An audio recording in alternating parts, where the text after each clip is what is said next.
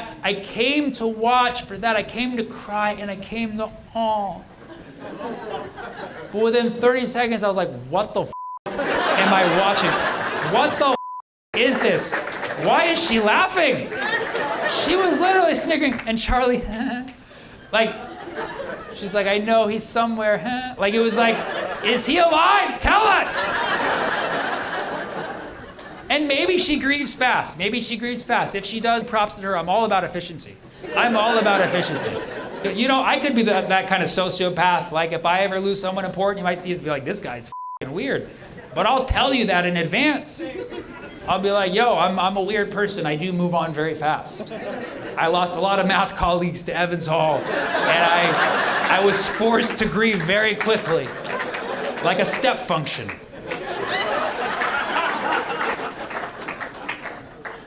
And so maybe she grieves fast, and maybe everybody's different, and I could be totally wrong. And again, I'm gonna burn in hell. I'm dead. I'm already dead. But while I'm still alive, why was she snickering during this performance? Why did she seem so chill about everything? Why is she now fully taken over Charlie's company and already doing podcasts? It hasn't even been in 3 weeks, okay? And she's already taken over the company doing podcasts, like smiling, snickering. And it just seems to me, just from a very basic impression, that either Charlie Kirk is still alive or she killed him. Those are the only two logical explanations in my mind. And again, you can be mad at me, but listen, when it comes to homicides, the spouse is always the first suspect. They're always the first suspect. There is literally statistics that show that 60% of the time someone's killed, it's the person they're in a relationship with. 60% in the world. In fact, in marriages in the United States, 34% of the time a wife dies, it's the husband. 34%. 1/3 of the time, if a wife dies, it's the f***ing husband. And guess what? If a husband dies, yeah, sorry, that's...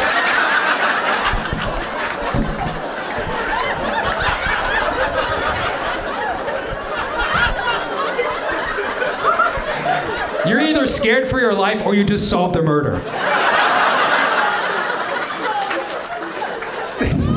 He's like, oh shit, I'm so dead tonight, dude.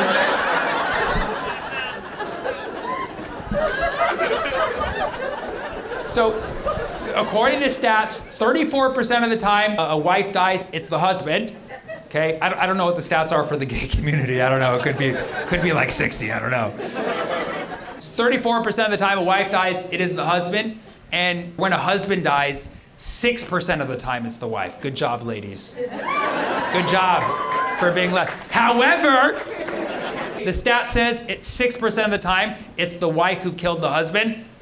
But this is not including proxy murders where the wife hired someone. Oh, convenient. That's like most of them, dude. Rarely she does it herself, man. Let's be honest. There's no stat for that, apparently. Apparently, how convenient. There's no stat for spousal proxy murders. But the global stat is, if somebody dies who's in a relationship, 60% of the time, it has something to do with the person they're in the relationship with. So can we at least not be curious about that stat? In this case, the biggest assassination of our lifetime, whether you like it or not. Okay, now I know, some be like, oh my God, this is so cold. You're analyzing a shooting by statistics. Well, that's kind of what Charlie did for a living. So I don't know if you noticed, anytime they talking about shootings, Charlie was like, well, 30% of the time is gang violence, and you gotta factor that in, you know? So, you know, I'm just saying, Charlie's up there being like, good man, you know?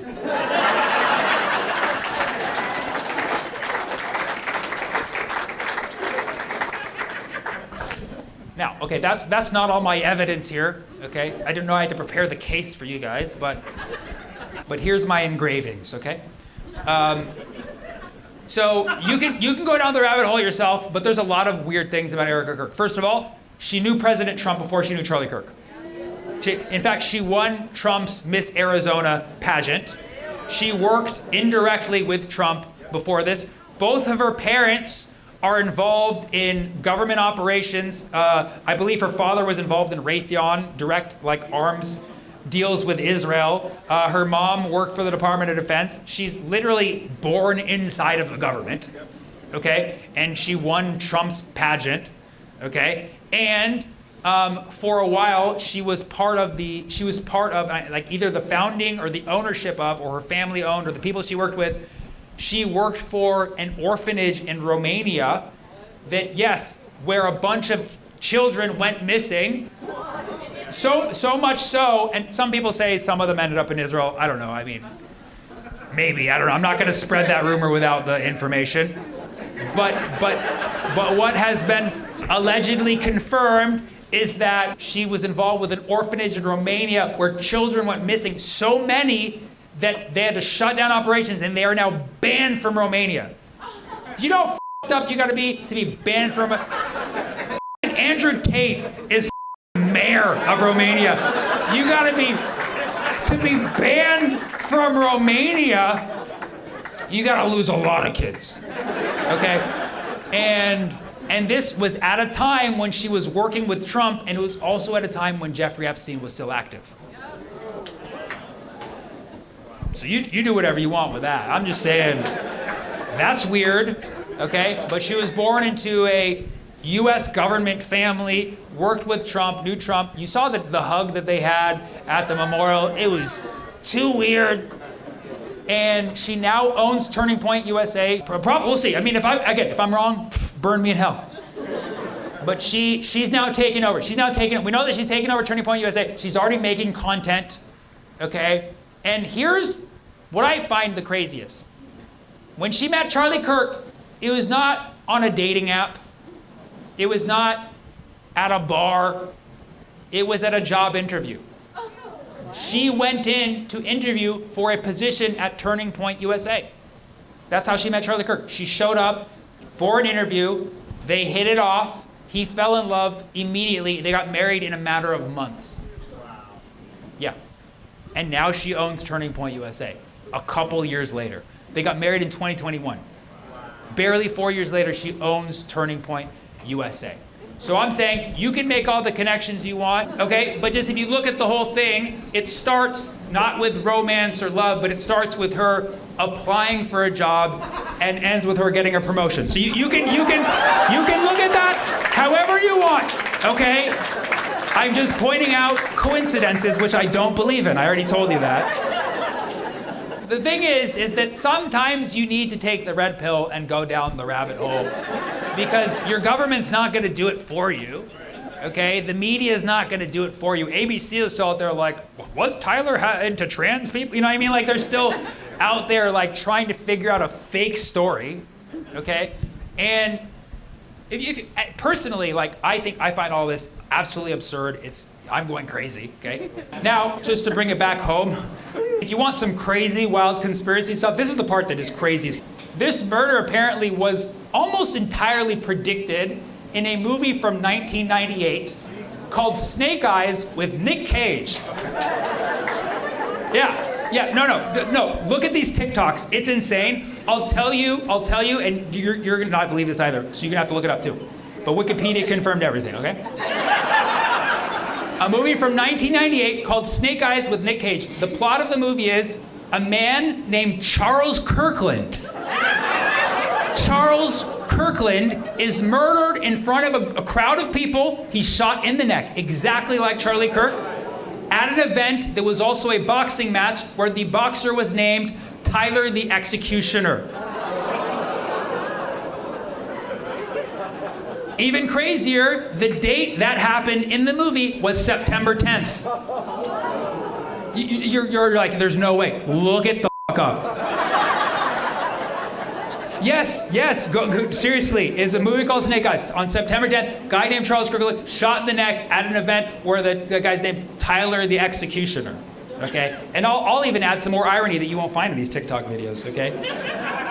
The movie was shot at Trump Tower. I'm not kidding you. It's an inside job. We're all stoned out of our minds. All of our moms were taking Tylenol and weed and Molly and Percocet.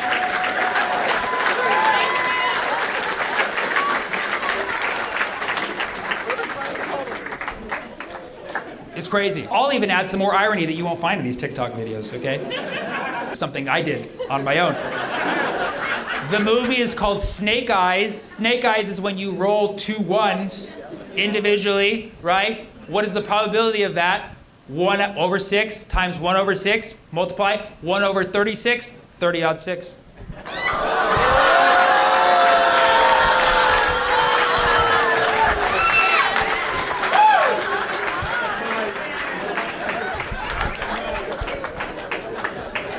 Which is also my age.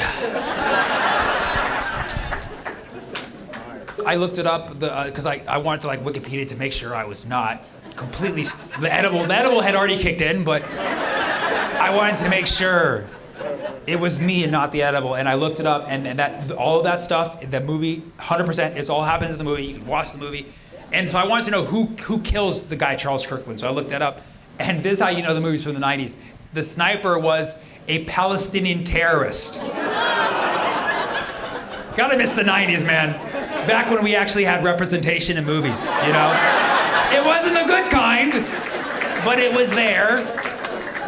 The guy who played him wasn't even Palestinian, obviously. It was like a half Latin guy. He was just like, hey, I'll be your Palestinian terrorist.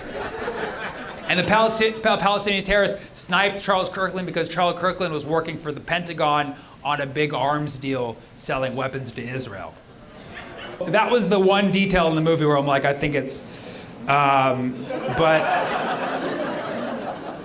So even in that movie, it's about Israel. Even in that movie, it's about Israel. And the plot, sorry to spoiler, but the plot basically, Nicolas Cage later finds out that his friend who works for the government was on the inside of it. He hired a Palestinian sniper who was willing to be the fall guy and basically jihad himself. But it was really his friend Kevin who worked for the Pentagon who is in on the whole thing and killed Charles Kirkland. So even in that movie, it's an inside job. So wake the up. Wake the up. And really, this whole situation has taught me so much about myself and humanity. You know, because I was not a fan of Charlie Kirk. I saw so many videos of him that I just absolutely was like, why are you saying that, man? That's so messed up. Like, why do you hate Muslims so much, dude? Like, Muslims, like, they believe in Jesus. They believe Jesus was a prophet. Like, they're so friendly with Christians. Like, why do you hate them so much? Like, why do you blame black people for everything, man? Like, can't you just be like, these shootings are bad. We need to, like, figure them out, and being like, well, black people need to take account. But, like, can't you debate anybody older than 15, man? Like, come on. Like, I really did hate this guy. I respected his chops as a debater. I just wish he used them on somebody his age, you know? And so I definitely did not like this guy. But after seeing this and after seeing how he was turning, I found my humanity, and I found my appreciation even for people I completely disagree with, because nobody deserves that. Nobody, not only does nobody deserve to be murdered, but nobody deserves to be murdered and lied about it. You know what I'm saying? And I know nobody agrees with me because you're in San Francisco. I get it. But I found my own humanity, because this whole time I hated Charlie Kirk and all the things he said. But now I'm like one of the only people trying to solve his murder. You know what I mean? So I'm trying, dude. I'm trying, man.